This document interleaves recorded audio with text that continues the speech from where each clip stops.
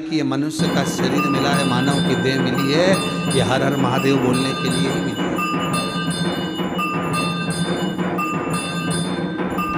हम तो कहते हैं सावन में, पूरे सावन के महीने में चेंज कर दो, हर हर महादेव की जगह कर दो घर घर महादेव। हम तो कहेंगे कि 6 अगस्त को जो श्रावण की शिवरात्रि आ रही है, हर हर महादेव नहीं करना है, हमें घर घर महादेव करना है। ब्राह्मण हो सफेद मिट्टी का शिवलिंग बनाओ,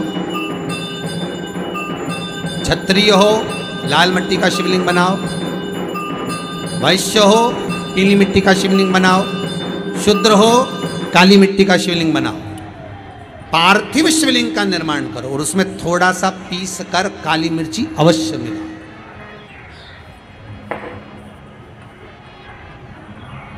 और आस्था चैनल के माध्यम से 6 अगस्त को शाम को 7 बजे श्री शिवाय नमस्तुभ्यम हम आप लोग को मंदिर दर्शन के साथ साथ पंडित प्रदीप मिश्रा जी का कथा सुनाएंगे। सब लोग पूरा वीडियो देखते रहिएगा। 1 घंटा शिव का अभिषेक पूरा परिवार मिलकर श्रावण की इस श्रावणी शिवरात्रि में अवश्य।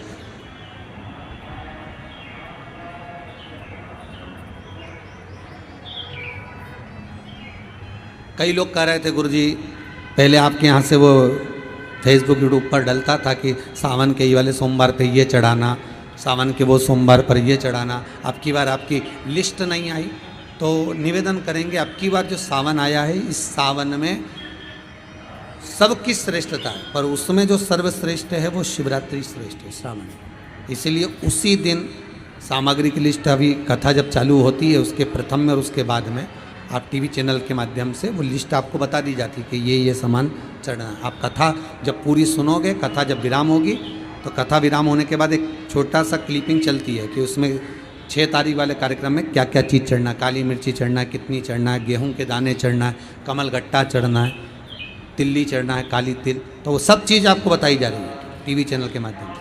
कथा शुरू होती है जब भी लिखवाते हैं और कथा समापन होती है तब भी एक क्लिपिंग आस्था चैनल के माध्यम से चलाई जाती है कि आप ये सामग्री उस दिन रखें और साथ में अभिषेक पूजन करें,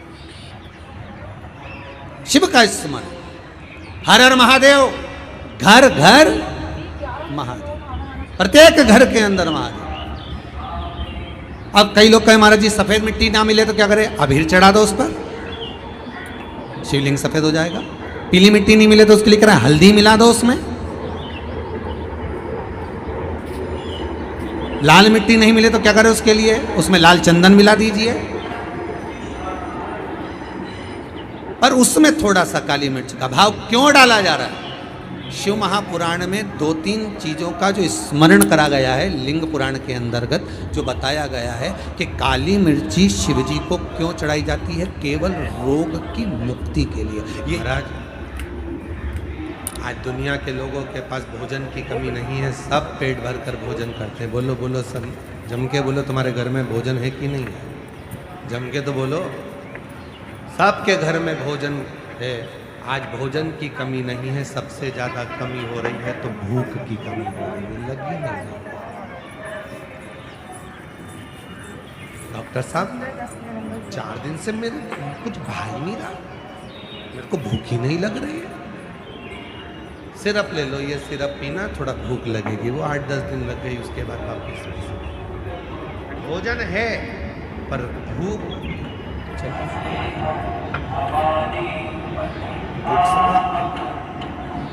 टेंशन में हो गई। ये दुनिया के जितने भी रोग हैं ना, ये डिप्रेशन से होते, चिंता से होते, टेंशन से होते। ये यही शुगर की बीमारी है ना, ये तुम्हारी खुद की उपज है, तुम्हारी खुद की फैक्ट्री है शुगर की बीमारी। पहले के ज़माने में लोग, हम पूछो, पहले के जो बुजुर्ग लोग होते थे जब नाथ द्वारा दर्शन के लिए जाते थे, तिरुपति दर्शन के लिए जाते थे, पंडरीनाथ का दर्शन करने के लिए जाते थे, तो मैं इतना मीठा खाते थे, इतना मीठा खाते थे, तो उनको शुगर होती थी क्या? घी गुड़, इतना बड़ा बड़ा बट्टा गुड़ का पीस के रोटी में मिला के खा जाते थे। और आज के ज़माने में जरा सा कम शुगर हो जाए, पहले के लोग बोलते थे मीठा तो उनका शुगर का लेवल बराबर हो जाता था। अंदर शुगर जाती थी और मीठा बोलते थे तो शुगर बाहर आती थी। आज के ज़माने में आदमी शुगर खा तो रहा है, मीठा खा रहा है, पर मीठा बोल नहीं रहा, तो वो जीवान से शुगर बाहर नहीं आ रही, तो वो नस में घुस गई,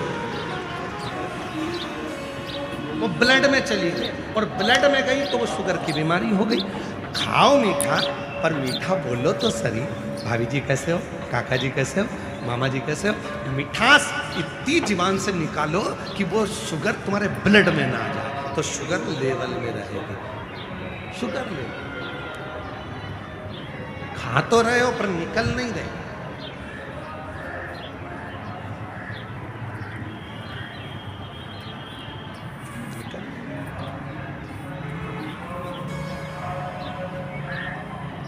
पति पत्नी से कहता है थोड़ा मीठा बोल लिया था। पत्नी पति से कहती है दिन भर दुकान से आते हो, ऑफिस से आते हो, काम से आते हो, इतना चिड़चिड़ घर में करते हो, थोड़ा मीठा बोल लिया करो। सास बहू से कहती है बेटा तू इतने अच्छे परिवार की, सब कुछ अच्छा, खूब काम करती है, तो खूब बहू इतना काम करती है, इतना काम करती है, पर सास से पूछा जाए कि तुम्हारी बहू कैसी है, बहुत जोरदार गुरुजी, इतनी बढ़िया बहू है, सवेरे जल्दी उठना, काम करना, ये करना, वो करना, सबको चाय नाश्ता भोजन, कोई आया तो आतिथ्य सब करती है। फिर दिक्कत कुछ, बस केवल एक चीज खराब है, जीवान खराब। पूरा महीना अच्छा बोलेगी, एक हफ्ता अच्छा करेगी, पर वो जीवान से न जाने क्या बोल जाती है, उसे सुझ नहीं देता। मुझे तो लगता कोई बाबा माबा लग गया, इसकी जीवान ठीक नहीं। बस सब काम अच्छा है, उठेगी, बच्चों को पढ़ाएगी, खिलाएगी, सब कुछ करेगी, कपड़े भी धो देगी, तुम्हारे लिए भोजन मिला देगी, चाय भी बना देगी, सब कुछ कर लेगी, सब करेगी, पर वो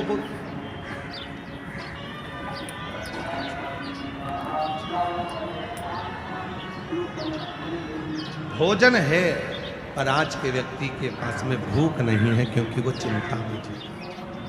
और शिव महापुराण की कथा टेंशन से मुक्त करती, चिंता से, टेंशन से। जितनी भूख तुम्हें घर में नहीं लगती, उतनी भूख तुम्हें कथा में लगती, उतनी भूख। घर पे तुम 2 रोटी खाओगे और पेट भरा जाएगा, पर किसी भंडारे में, कोई भी भंडारा हो रहा हो, हनुमान जी का, राम जी का, दुर्गा जी का, पंडरीनाथ का, हरि विठल का, शिव पुराण का, कोई भी भंडारा हो रहा हो, मैं इतना मन लगेगा कि 2 रोटी की जगह 4 निपटाओगे और एक्स्ट्रा माल अलग, चावल भी आन दो, मीठा भी आन दो।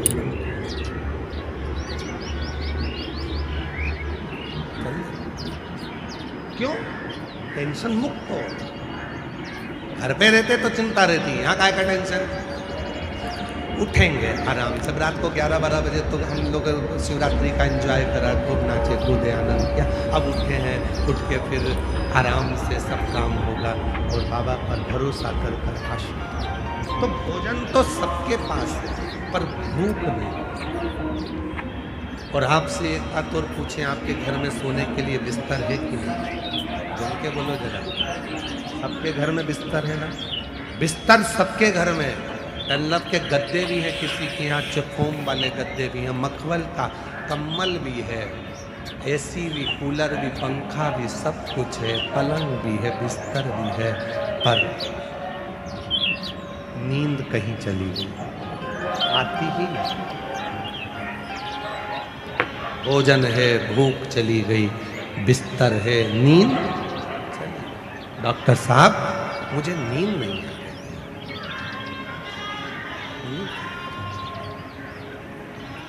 मेरी नींद नहीं चली।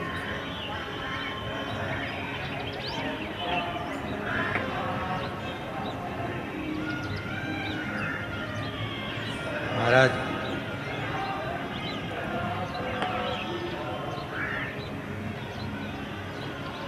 पहले मनुष्य की उम्र, गधा की उम्र, कुत्ता की उम्र, उल्लू की उम्र बराबर थी, 40-40 साल। मनुष्य भी 40 साल का था, गधा भी 40 साल का था, कुत्ता भी 40 साल का था, उल्लू भी 40 साल। एक दिन गधा भगवान के पास में गया और उसने हाथ जोड़कर कहा, मेरी 40 साल उम्र मत बढ़ा। भगवान भोलेनाथ ने पूछा, क्यों? 40 साल तक मैं लोगों का बोझा ढोते रहूं, मुझे पसंद नहीं, मेरी उम्र आधी कर दो। भोलेनाथ ने पार्वती से कहा, पार्वती इसकी उम्र आधी कर दो। पार्वती जी ने गधे को 20 साल का बना दिया। थोड़ी देर बाद मनुष्य पहुंच गया, भोलेनाथ रोज 1 लोटा जल चढ़ाता हूँ, 40 साल में मेरा क्या होगा, मेरी उम्र बढ़ा दो। पार्वती जी ने बोला, गधे की बच्ची है, दे दूं क्या? तू बोले तो मैं गधे की उम्र दे